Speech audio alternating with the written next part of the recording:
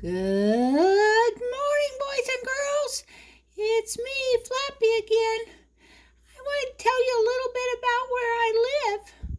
I live down here by the beach. I've told you that before, and I showed you a bunch of my friends. And today I'm going to show you about what sometimes my friends do when they come to the beach. Yeah, it's going to be pretty cool to see what they do because it's so much like the story we hear today about Jacob. When people come to the beach, they like to do all kinds of things. They like to swim and they like to surf and all kinds of fun things. Lots of people gather on the beach just to get some sunshine like this, where they just sit out and get sunshine and watch other people play in the water. But a lot of times, people like to do what Pastor Libby told me. She went to the beach sometimes, and when she went to the beach, she liked to look for things on the beach. So, she liked to look for things and she liked to build things. So sometimes she built things out of sand, just like these kids did. Yeah, they build a sandcastle, but it's really close to the water. So if the water gets higher, well, you know what'll happen? Whoosh! It'll get washed away.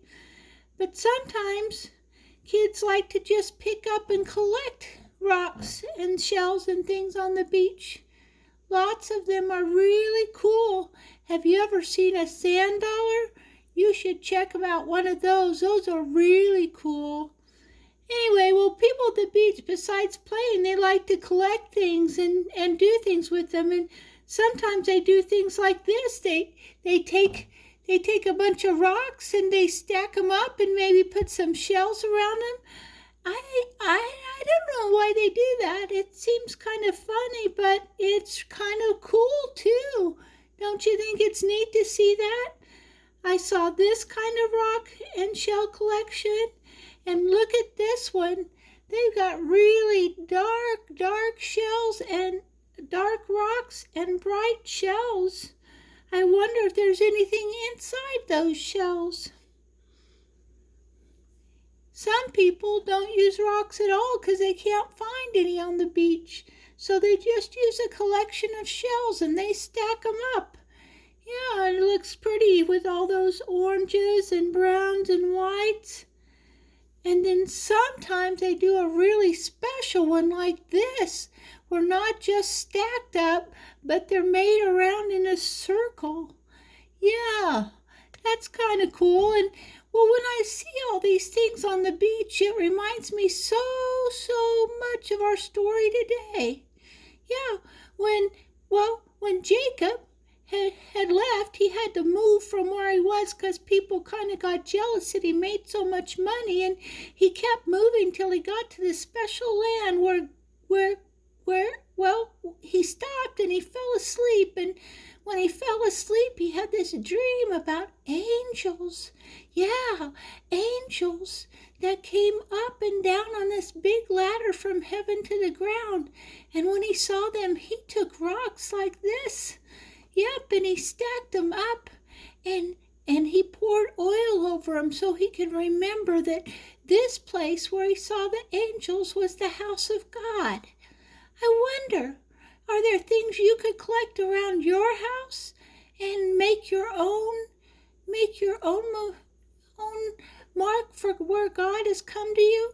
Maybe you have a garden that grows lots of vegetables. Maybe you could make some kind of marker there that God's there helping those vegetables to grow. Or, maybe you have another special place where you see God that you want to mark that spot. And you can use shells or rocks or sticks or just about anything you want.